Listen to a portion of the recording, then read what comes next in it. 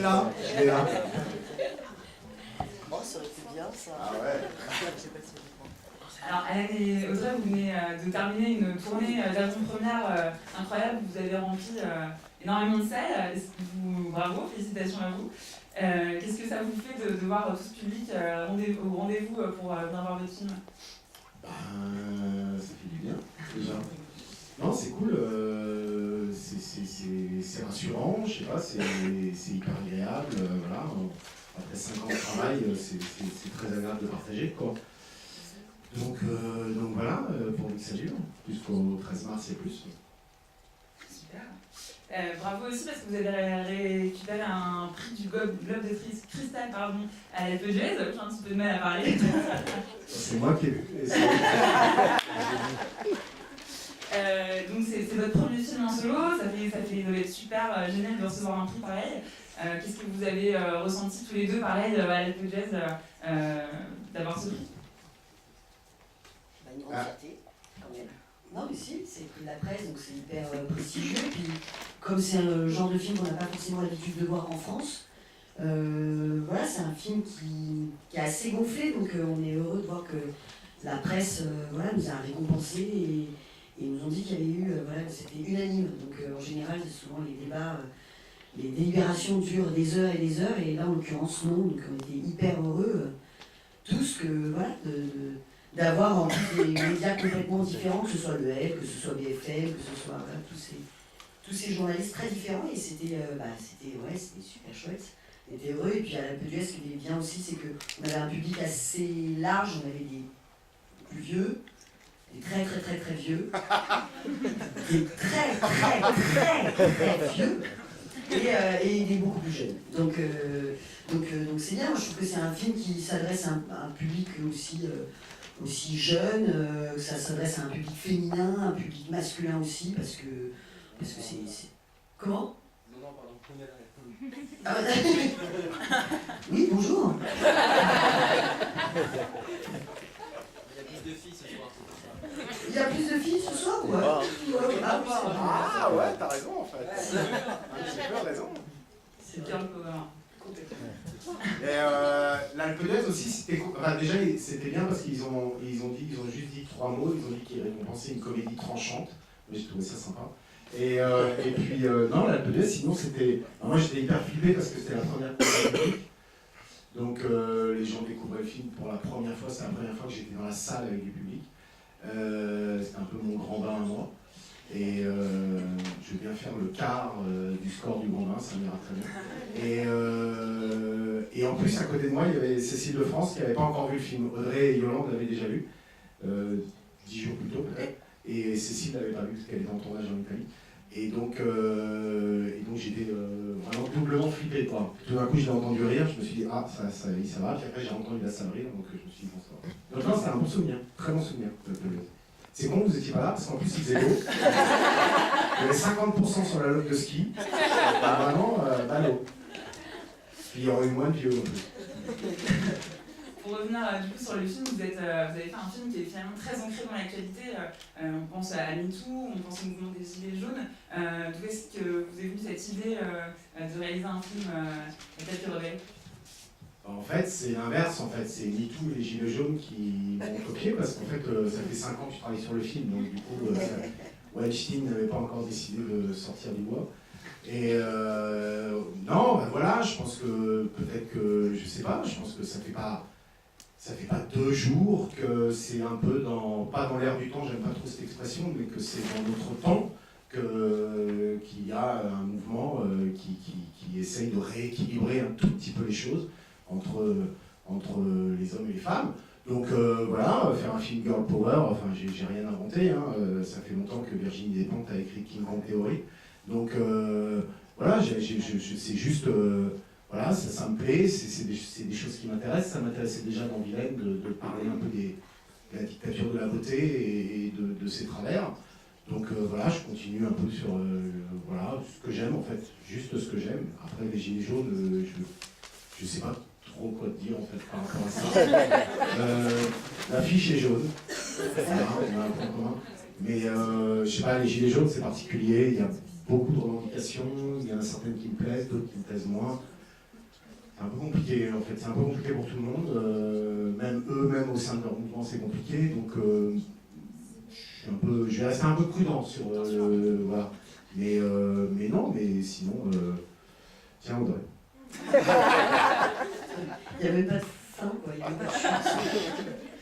Non, ce qui m'a plu, c'est que justement, on traite de ces femmes qui sont de classe populaire, ouvrière, et puis on les embarque dans quelque chose de plus rock'n'roll, parce que souvent, les films qui sont tournés dans le Nord avec des ouvrières, bah, c'est souvent des films tristes, qui foutent les boules, avec des personnages hyper dépressifs ou dépressives, et ça m'amusait qu'on aille sur ce genre de milieu-là, de terrain-là, et de les embarquer sur quelque chose de plus fou que ce qu'on a l'habitude de voir aujourd'hui.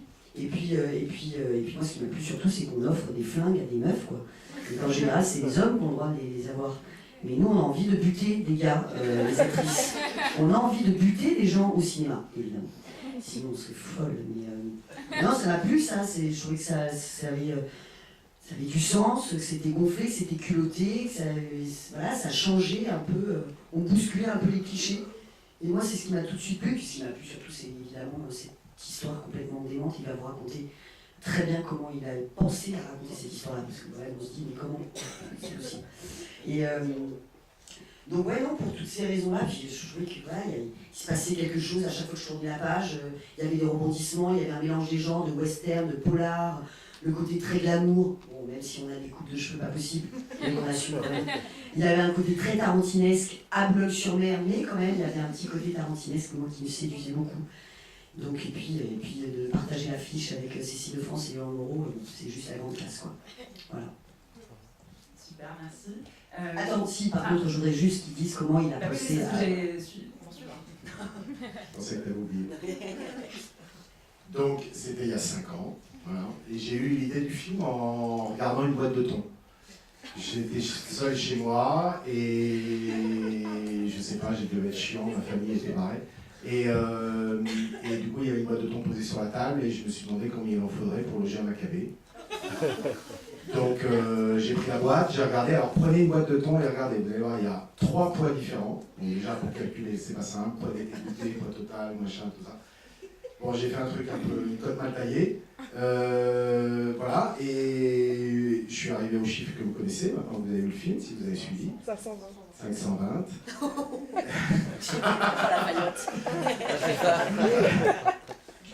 Et voilà, c'est parti comme ça. Et puis après, je me suis dit, tiens, c'est marrant, il faudrait que ça se passe dans une conserverie. Et puis en me renseignant un petit peu sur les conserveries, déjà ça m'a plu, tout l'univers industriel.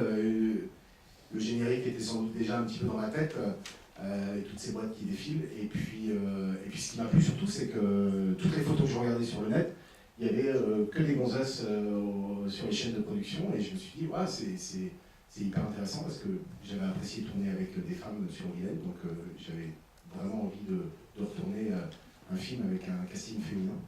Et du coup, c'était bien parce que je savais qu'il y aurait un mort, je savais qu'il fallait le mettre dans des boîtes de thon, donc je savais que ce serait un petit peu illicite quand même, et que ça serait un peu du côté du polar, mais un petit peu aussi du côté de la comédie, parce que je ne peux pas m'en empêcher. Donc du coup, je me disais c'est chouette parce que du coup on va faire un film noir, un peu drôle, mais avec des nanas. Donc tout ça, ça me fait bien de faire un petit peu des pas de côté comme ça, comme on dit. Voilà. Donc, et alors après, le nombre 520, par contre, ça dépend évidemment du poids de la personne que vous avez amputée. Voilà. Donc ça peut être moins, ça peut être plus. Voilà, chacun voit midi à 50. Est-ce que quelqu'un a envie de rebondir sur les 520 boîtes de thon? Vous avez des questions dans la salle? Pas encore? Ok. Vous disiez justement que c'était vous étiez entouré de femmes pour le film. Et on se demandait si c'était pour vous un film féministe. Ah, c'est une vraie question ça. Je sais pas, parce qu'après si on dit féministe, après il faut rentrer vraiment dans les débats, il y a, enfin, dans les chapelles du féminisme, il y en a beaucoup. Beaucoup, l'anarcho-féminisme, le féminisme libéral, le social-féminisme, enfin, il y en a énormément. Donc, du coup, si on n'est pas dans la bonne chapelle, bon. Donc, non, je crois que c'est surtout donc, c'est pas un film contre les hommes, pour autant. Voilà, c'est quand même ça que j'ai envie de dire. Si, c'est un film contre les gens mis. Voilà, ça c'est évident. Ça c'est évident. Ça raconte quand même que faut pas non plus la sortir n'importe où, n'importe comment et à mauvais escient. Voilà, sinon ça peut être dangereux. Ça c'est sûr. Et Ça, c'est pas sûr. dans un vestiaire, surtout. C'est pas dans un vestiaire avec une porte qui se referme à cet endroit-là. Mais féministe, je sais pas, c'est pas à moi de le dire, je crois. En fait, féminin, oui. Girl power, oui, ça c'est sûr. Mais j'ai pas un message à transmettre, j'ai juste une envie à transmettre, en fait. Voilà, c'est tout. C'est tout. Mais pas de message particulièrement politique, mais une envie d'un rééquilibrage, de quelque chose d'un peu... Surtout une envie, en fait, j'ai pas forcément envie... Si j'avais un message à donner, c'est pas forcément aux nanas, c'est plus aux mecs de pas avoir peur de réveiller peut-être sa part féminine, de pas... Quand il y a le mec, quand on est un peu sensible, et que s'il y a le copain à côté qui dit « ouais, t'es un PD, machin ». Voilà, ça c'est relou quand même. Ça c'est vraiment relou. Voilà, mais c'est tout, juste ça. Vous n'avez pas d'autres questions dans la salle? Personne n'a envie de... Non? Aucune question? Vous êtes encore dans le film? Ah, peut-être, voilà. D'autres projets de titres pour le film? Non, il n'y a rien là. En général, c'est vachement moins bien si en général il y a l'affiche. Et en fait, pendant presque 3 ans, le film s'appelait Ouvrière, avec un point d'exclamation à la fin.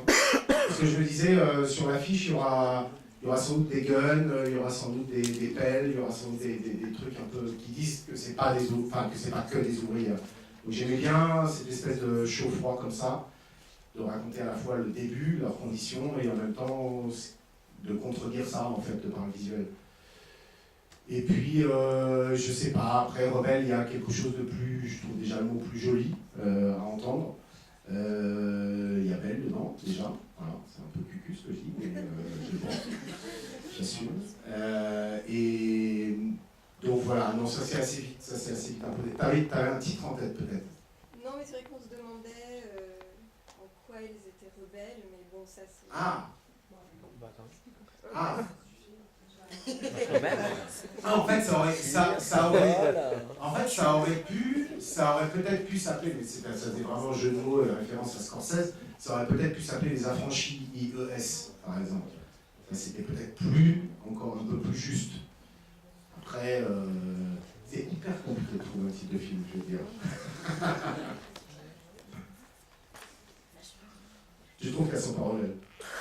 Non, mais après, chacune sa rébellion, mais on pourrait en parler longtemps. Mais parlons-en. Il est super fort, mais... Ah ouais. Bon alors, Rebelle, c'est très bien pour vous. Tout le monde est hyper gêné.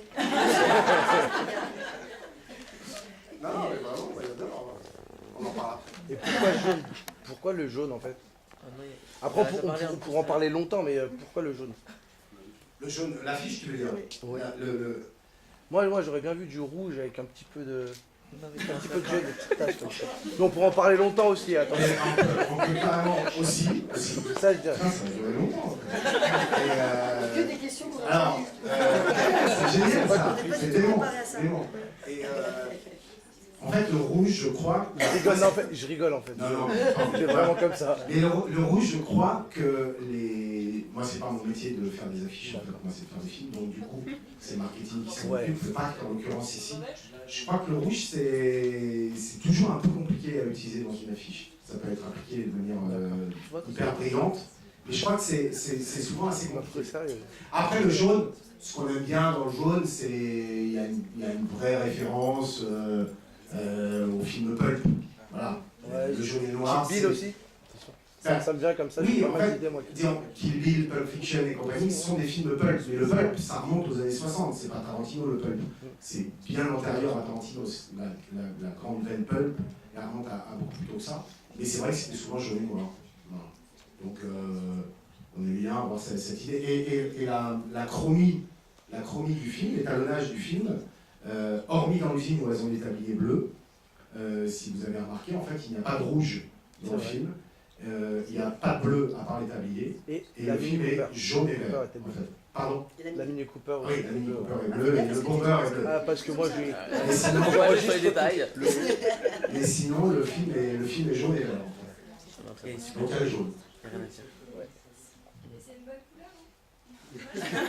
C'est une bonne couleur. Ouais, j'aime bien. Eh ben, d'accord. Ce soir. Ouais, moi aussi, j'aime bien. Je trouve que ça claque dans le métro, ça claque bien, je trouve. Voilà.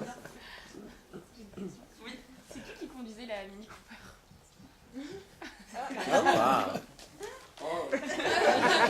Et le BM par Ça, contre, c'est et le vraiment, BM on peut parce que dire, le BM, waouh. il est En toute simplicité, je trouve. Bah ouais, j'ai une Mini Cooper avec une couleur complètement dingue, cabriolet, c'est pas la mienne en plus, donc je peux faire ce que je veux. Et je me suis bien éclatée. Mais on s'est amusé à manier les armes, à faire des cours de tir, à mettre même du poisson en boîte, ça m'a amusé. À distribuer des gifles, à apprendre à en recevoir aussi. C'était plein de trucs à apprendre sur ce film et c'était vraiment un grand kiff, quoi. Il y a des doublures aussi quand même. Il y a des doublures. Pas beaucoup, Très peu, ouais. très très peu. Donc en fait, la seule cascade que j'ai refusé qu'Audrey fasse, c'est les tonneaux dans les morts. Mais si, attends, il y a bien un mec aussi dedans, pourquoi pas une nana? Je dis, bah écoute, tu sais quoi, tu vas laisser ton bomber au mannequin en polystyrène et puis ça ira très bien comme ça. Donc voilà, donc ça c'était sans discussion aucune. Et elle qui a fait un peu. Donc du coup, elle était juste derrière la caméra B. Qui passe pas loin de l'accident d'ailleurs, et elle faisait ses photos pour Je Insta. faisais des petites stories. Voilà. Vous la suivez sur Insta? Ça peut être gênant parce que si beaucoup disent non.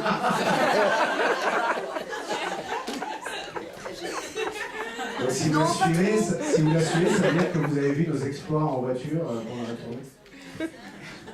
Où elle me ridiculise. Justement, André, c'était quoi votre scène préférée à tourner? La fusillade, je crois. Ah ouais, La c'est fusillade, génial. bah ouais. Démon, tourner ça. Parce que moi, je suis assez spectatrice de ce genre de film-là. Et souvent, quand je lis des scénarios, je me dis, est-ce que c'est le genre de film que j'irai voir Je me mets vraiment toujours à la place du spectateur, parce que je vais au cinéma aussi, quand même. Et je me dis toujours, est-ce que c'est le genre de film que j'irai voir? Et comme je suis très consommatrice de Tarantino, alors je sais, il ne faut pas parler de Tarantino à Alan, il ne faut pas le comparer à Tarantino parce qu'on ne touche pas à Tarantino, mais ouais, quel kiff de tirer dans tous les sens, même si tout était extrêmement précis et qu'il y avait une vraie chorégraphie parce qu'on est 13 dans un décor et que voilà, on a quand même des armes avec des balles à blanc, donc tout petit risque quand même. Donc, mais ça, je me suis éclatée à faire ça, ouais, parce que c'est rare quand même en France d'avoir ce genre de scène-là et de jouer. Toi, tu joues la femme du mafieux qui est cocu et qui apprend à la fin du film, elle est cocu, c'est quand même super lourd. Et là, pour une fois qu'on peut mettre des coups de poing, des coups de pelle, moi je suis très preneuse de ça. Très preneuse de ça, ouais. Et ça, et la scène de la vache aussi. qui m'a beaucoup- Ah ouais, génial. C'est énorme. Ouais, l'écriture, je me suis dit, c'est énorme. Bah ouais, mais déjà la vache, vous l'avez peut-être vu dans plein de films parce que la meuf, bah, elle a un CV de dingue.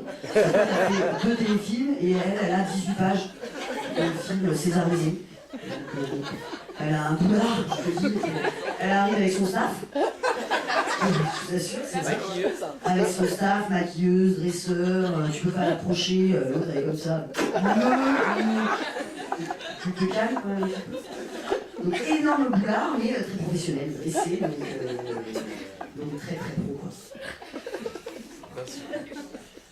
Ouais, elle a fait toutes les pubs Nika, tout ça. Ashkiri. Ouais. Connasse. Elle a Miami comme ça. Ça, j'ai eu le temps.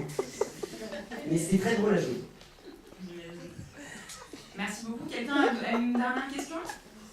Ah, Est-ce que Audrey, elle est toujours aussi drôle pendant tout le tournage dans la vie comme ça? Non, là j'ai écrit toutes mes vannes. Je suis. C'est à moi qu'on Pardon. pose la question. C'est pas à toi qu'on pose la question, c'est à moi. On sort d'un mois de tournée, je suis épuisé. Épuisé. 4h30 tous les matins. Épuisé, parce que j'ai pas son âge. Oui, c'est la même. C'est exactement la même. dans la vie, au boulot, c'est la même. Voilà. Immense respect.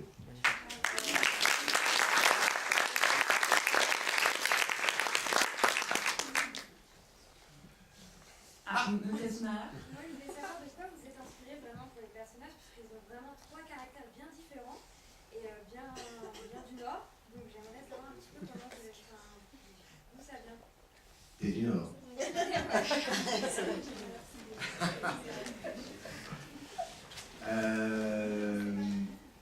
En fait, pour le personnage de Sandra Cécile de France, c'est sans doute un peu une continuation de Vilaine, c'est-à-dire sur cette idée de la beauté, alors donc Vilaine c'était vraiment l'inverse, hein, mais là c'est l'histoire d'une fille qui finalement pendant plus de 35 ans a toujours vécu sur cette espèce de croyance que finalement la beauté permettait tout. Et puis voilà, c'est ce que j'ai raconté à Cécile quand on s'est vu pour la première fois. Je lui ai dit voilà, t'es quelqu'un qui a toujours vécu sur un podium, sur la première marche, et puis tu pars sur la Côte d'Azur en faisant un grand doigt à ton nord natal, et puis tu penses que la vie sera rose, et puis au fil des années tu passes de la première à la deuxième, de la deuxième à la troisième, et puis moi je te prends au moment où tu tombes. Voilà. Donc parce que c'est pas une assurance vie la beauté. Donc voilà, donc voilà, ça c'est quelque chose qui me travaille. J'aime bien les films, qui traitent de ça, ou des films des gens aussi qui reviennent chez eux. J'adore Young Adult avec Charlize Theron. On dit pas Theron peut-être, on dit Theron, Theron. Mais on est en France, bien. Et avec Charlize. Et donc voilà, ça c'est un sujet qui me tient vraiment à cœur. C'est bon de rire ça. Ah, moi, ma gueule. C'est vraiment ma gueule. Nadine, en fait, c'est. Il fallait dans un trio, il faut toujours un personnage tempérant. Il faut toujours un clown blanc. Il faut toujours celui qui essaye de calmer, celui qui... Voilà, et donc, c'est vrai que donc, j'avais choisi évidemment un personnage plus âgé, plus installé, plus dans le côté vraiment mère de famille. Elle a un enfant, mais bon, des fois, elle s'en rappelle plus, en fait. Voilà. À la fin du film, elle sait qu'elle a un enfant. J'ose espérer qu'elle a compris qu'il y avait des trucs à perdre dans la vie quand même. Mais pas sûr complètement non plus. Et donc Yolande c'est l'inverse, c'est elle qui voilà, elle tient tout. Mais en même temps, au moment où elle décide de garder le pognon et de franchir le pas, passer du côté obscur, elle est capable de décrocher un fusil et tout ça. Donc il fallait une comédienne qui ait cette allure, cette apparence, encore une fois on parle d'apparence, de normalité, je veux dire, voilà, de presque mamie, presque retraitée, tout ça, mais qui en même temps est en elle, parce qu'il faut être une grande comédienne pour réussir ça, et en elle cette espèce de folie qui est capable de jouer finalement ce que Yolande propose après. Donc ça c'est Yolande Moreau, je ne sais pas si vous êtes fan, peut-être que pas du tout, parce qu'en fait vous ne connaissez pas du tout Les Déchiens, mais parce que c'est un truc de l'époque et je crois qu'on n'est pas de la même époque. Mais non, mais voilà, Yolande, c'est quelqu'un, pour ceux qui ne connaissent pas, allez voir Les Déchiens sur Internet. C'est vraiment, voilà, elle a cette folie, elle a cette fantaisie, elle est capable de partir en sucette, elle est complètement folle en fait. En fait, elle est complètement folle, Yolande. Voilà. Mais ça paraît pas. Voilà, et c'était ça qui m'intéressait. Et pour Marilyn, donc Audrey, je savais que j'allais écrire un personnage de punk. Voilà. Mais je me suis dit, c'est quoi le punk en 2019? C'est pas le punk à chien, c'était pas le punk à chien qui m'intéressait, c'est l'esprit punk. C'est quoi l'esprit punk aujourd'hui?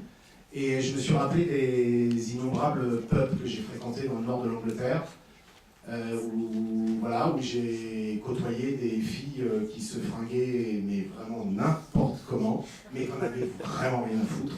Et j'ai trouvé ça sublime, qui se mettaient franchement minables. Et voilà, et je me suis dit, voilà, il y a quelque chose là-dedans, d'une espèce de liberté, il n'y a pas le qu'en dira-t-on, le regard des autres, tout ça, rien à branler. Donc et ça m'intéressait, c'est ça qui m'a drivé sur le personnage de Marilyn. Merci à tous. Est-ce qu'il y a une dernière question? C'est fini? Bah, merci beaucoup, on peut encore les applaudir.